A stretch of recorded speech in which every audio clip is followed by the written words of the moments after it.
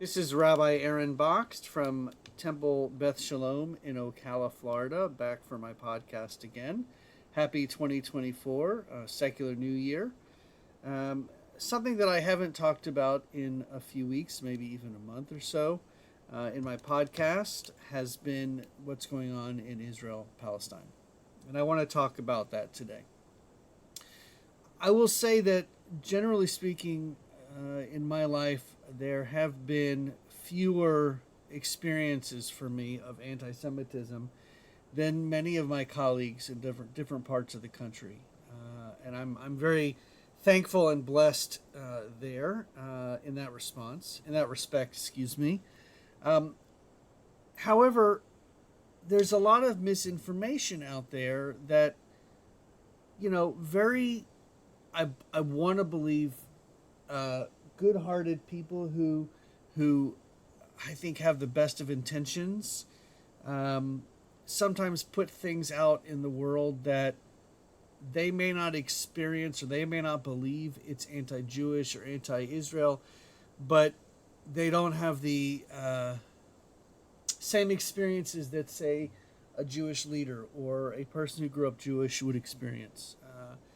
And one example is yesterday, a friend I've had for, gosh, 30 years or so, maybe a little bit less, posted something on Facebook that basically implied or flat out said that Israel receives X amount of billions of dollars every year from the United States, which works out to certain amount per day.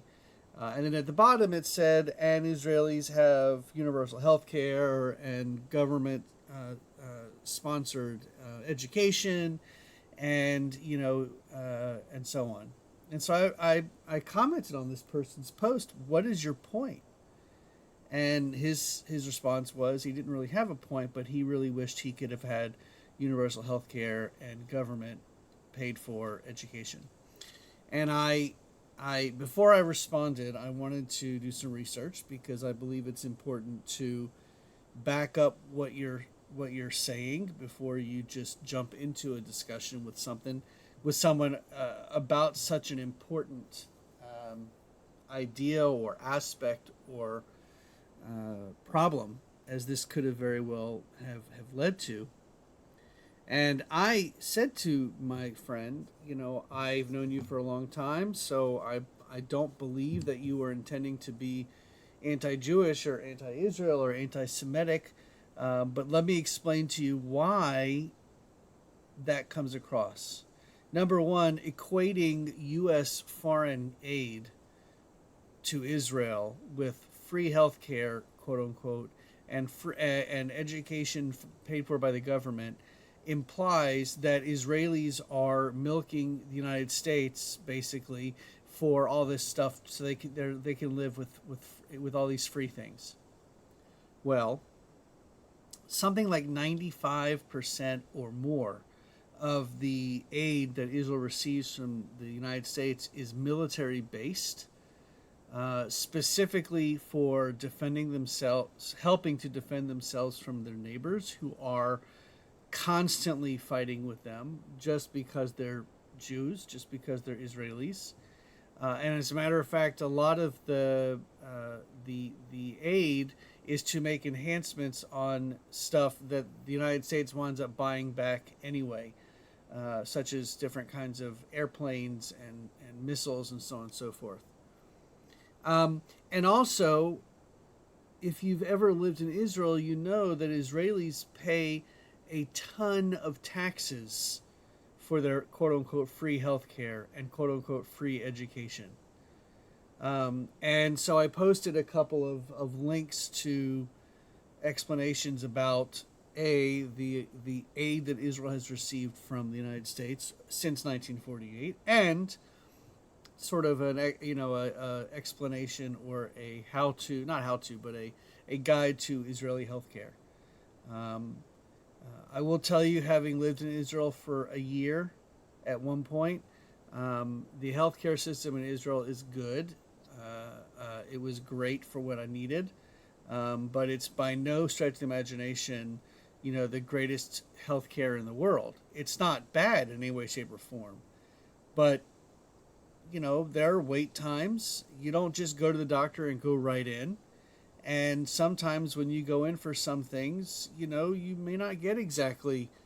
You'll get good care, but it won't necessarily be the best care because you're paying for what you get. And when you're paying so high in taxes, and not everybody is, because there are tax loopholes in every country, then what happens is some people have better health care than others.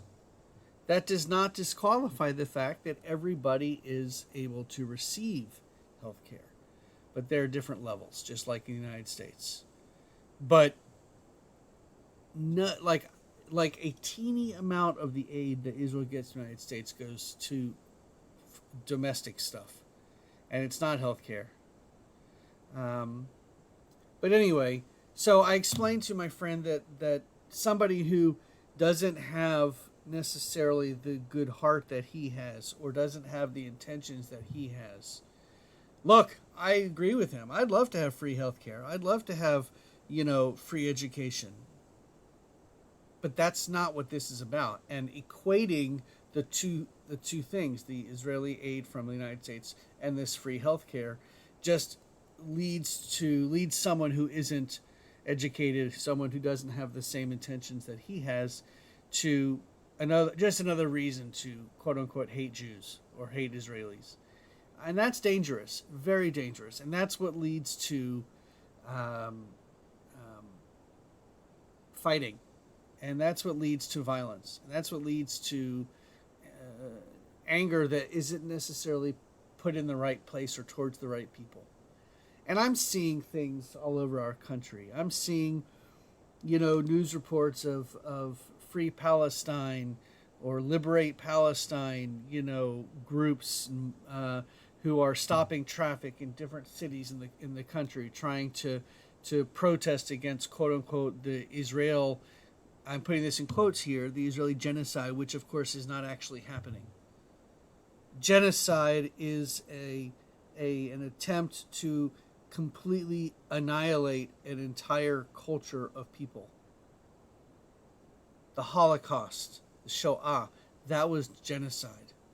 Not the only genocide in the world that's happened, but if your people, like the Palestinians have grown exponentially in numbers, that's not genocide. What's happening is people are dying in war, and Hamas is just as, if not more, responsible for the Palestinian deaths as Israeli fighters are. Israelis are IDF, the Israeli Defense Force, is going out of their way to prevent unnecessary death. Now, obviously, in war, things happen. Unfortunately, mistakes happen. But I can tell you there are no Palestinians that are being raped and tortured by Israeli soldiers. There are no Israelis who are going into Palestinian cities and pulling out their women and their children and annihilating them in front of their families, and embarrassing and humiliating and torturing and raping. That's not happening. And unfortunately, if you are only one-sided and you're only looking at things from one side, and your mind only tells you one thing, and you're getting all of your information from one source or maybe two sources that have the same foundational idea, and that is hate Israel, your opinions are going to be tainted by that. My friend thumbed up my responses. I have not heard an apology. I don't think an apology is necessary. Perhaps pulling down the picture, the meme, the image would be appropriate, but I'm not going to tell him what to do. But I will say that I believe I have a responsibility as a rabbi, as a Jewish leader, to say things and to put myself out there in times. Now, I will say also, as a rabbi who shares a building with a church, who walks into my office every day, blessed and thankful that I get to share in an interfaith dialogue every day that I come to work. And I feel tremendously supported, and my congregation feels tremendously supported by our Christian brethren, Christian family. And I'm lucky because of that. But that doesn't mean I am going to silence myself or not allow the inappropriate, misleading, incorrect, non-factual things out there to be misinterpreted.